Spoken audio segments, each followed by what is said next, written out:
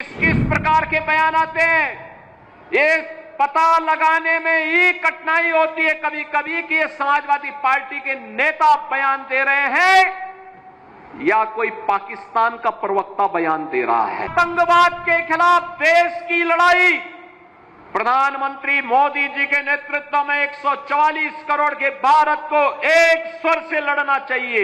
एक स्वर से प्रधानमंत्री मोदी जी के नेतृत्व में आतंकवाद का नेस्तनाबूद करने के संकल्प के साथ आगे बढ़ना चाहिए। थोड़े तत्व सिर उठाने का प्रयास कर रहे हैं, इनके भी जहन्नुम में जाने के दिन बहुत शीघ्र सामने दिखाई देंगे। आपने देखा होगा जब 22 अप्रैल को पहलगांव में पर्यटकों पर हमला हुआ था, आतंकी हमला हुआ था, समाजवादी पार्टी के नेताओं के बयान किस किस प्रकार के बयान आते हैं, ये पता लगाने में ही कठिनाई होती है कभी कभी कि ये समाजवादी पार्टी के नेता बयान दे रहे हैं या कोई पाकिस्तान का प्रवक्ता बयान दे रहा है।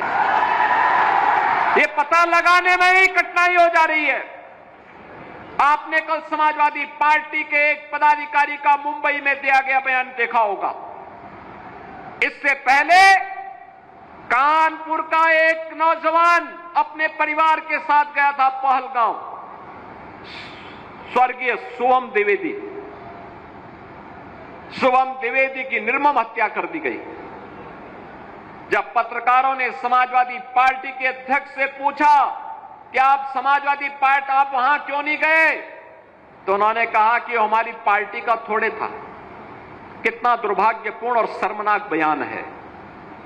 बहनों और भाइयों, देश की संवेदना होनी चाहिए अपने नागरिकों पर। पूरा देश पार्टी लाइन से ऊपर उठ करके एक साथ इस घटना की निंदा कर रहा है और समाजवादी पार्टी के लोग इस प्रकार का दुर्भाग्यपूर्ण बयान देते हैं, इस प्रकार का दुर्भाग्यपूर्ण बयान देते हैं।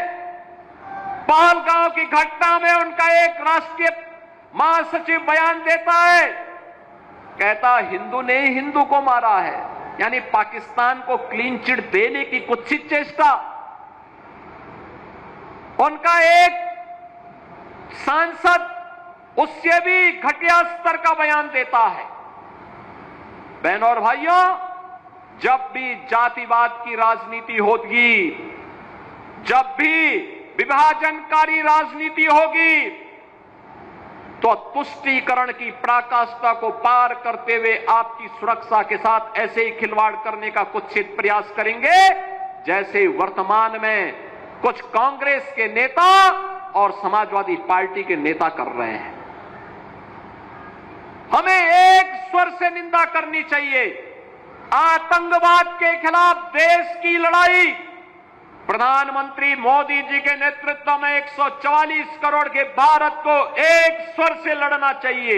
एक स्वर से प्रधानमंत्री मोदी जी के नेतृत्व में आतंकवाद का नेस्तनाबूद करने के संकल्प के साथ आगे बढ़ना चाहिए।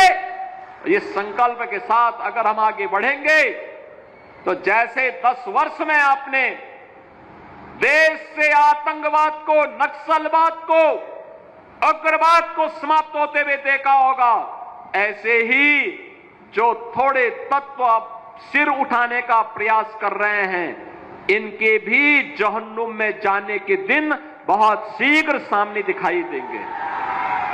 और इसीलिए बहनों और भाइयों, आज हम सब आपके बीच इसी बात को लेकर के आए हैं। आखिर देश के बारे में कुछ तो दायित्व होने चाहिए, एक तो सीमा होनी चाहिए। सार्वजनिक जीवन में एक लक्ष्मण रेखा तो होनी चाहिए। जब राजनीतिक पूर्वाग्रहों से ऊपर उठ करके हम देश के बारे में सोचें, समाज के बारे में सोचें, जनता जनार्दन के बारे में सोचें, लेकिन उस संकुचित सोच के साथ कार्य करने वाले लोगों से उम्मीद नहीं की जा सकती, उनसे ये उम्मीद नहीं की जा सकती